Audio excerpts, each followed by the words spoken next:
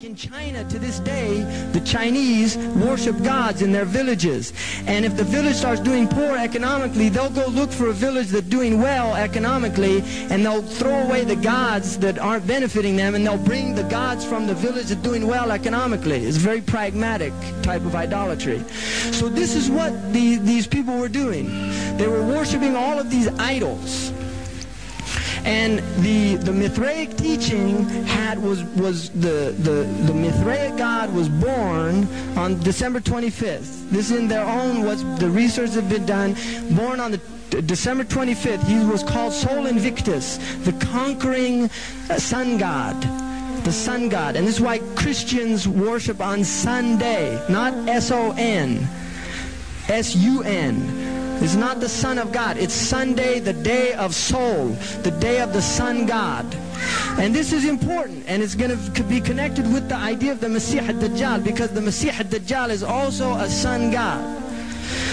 The sun god, they believed, was the giver of life. In the same way the sun gives life to plants through photosynthesis, as we know in biology now.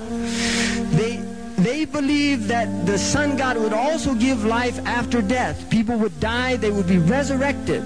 In the same way that Mithra, who kills himself, he does an act of self-immolation and kills himself for the sins of mankind. He becomes a scapegoat.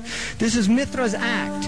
He had 12 disciples. The disciples represented the 12 zodiacal constellations, and each one of them represented a disciple. There is no number given of the Hawariyun. There's no number that says they were 12 in the Islamic tradition. And Jesus, quote-unquote, making 13, which is what the Christians call the devil's number. Very interesting. I mean, they're so superstitious, they don't even have a 13th floor. I don't know if they do that here, but in the United States, you go from 12 to 14 in a building. They don't have a 13th floor. So this is their number. They call that the devil's number, 13. And this is the number of Mithra and his disciples. Now what happens with Mithra? Paul literally takes the Mithraic teaching and embellishes it with aspects of the Christian teaching. In the Roman Empire is where the Vatican now stands. This is historical evidence. It is where the Vatican now stands. The mother of Mithra was worshipped. The mother of Mithra was worshipped. So this was all part of this redaction of the Judaic teaching. The Semitic Christianity becomes this Mithraic reality, completely transformed, completely altered, until it is unrecognizable. St. Augustine and the Christians were so bothered by the similarities between Christianity and Mithraism that they would not mention Mithraism by its name. They called Mithra the fellow in the cap. They wouldn't even mention him by his name. And St. Augustine says in his writings that he met a priest from the fellow in the cap, and he said to St. Augustine, you know, our man is a Christian also. In other words, it's really the same teaching and doctrine.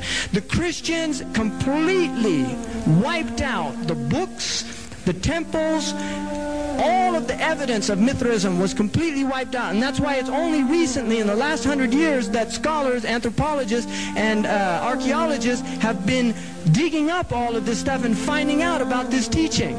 Extraordinary.